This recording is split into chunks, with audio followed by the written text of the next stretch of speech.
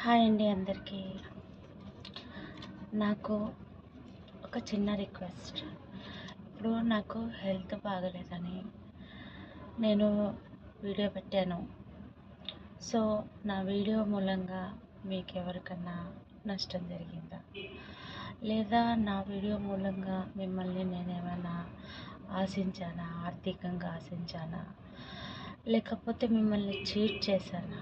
నా కొడుకు తప్పిపోయాడు, నా కొడుకు దూరం అయ్యాడు నాకు. సో నాకు ఒక ఆశ ఉంటుంది, నా వీడియో చూసి నా కొడుకు నా దగ్గరికి వస్తాడేమో.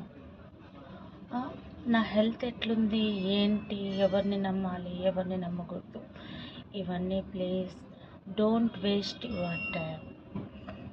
ఇలాంటివన్నీ చర్చించుకోకండి, నమ్మండి. నన్ను నమ్మకపోయినా పర్వాలేదు. నేను ఒక కన్న తల్లిని ఒక కొడుకు గురించి అల్లాడుతున్నా. నా మనసుకు తెలుసు, నాకు తెలుసు.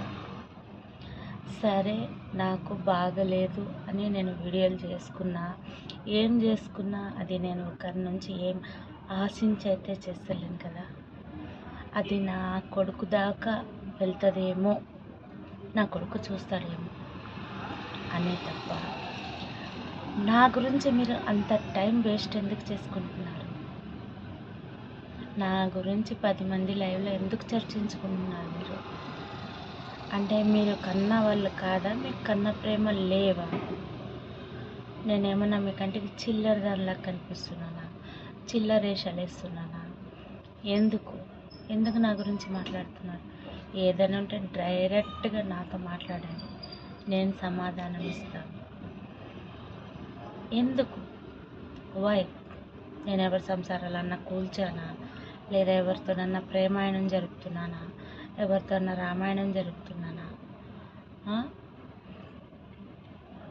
ఎందుకు నా గురించే చర్చించుకుంటున్నారు? అంత అవసరం ఏంటి మీకు?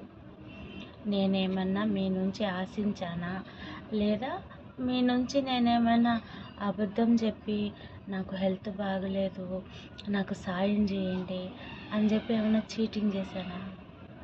ఒక్కటి చెప్తున్నా, చేతిలో భగవద్గీత పెట్టుకొని చెప్తున్నా, నేను ఎవ్వరిని మోసం చేయలే. నా కన్న ప్రేమ నా కడుపులో పేగు కదులుతుంది కాబట్టి నేను బాధపడతాను. అర్థం చేసుకునే ప్రయత్నం చేస్తారని ఆశిస్తున్నా.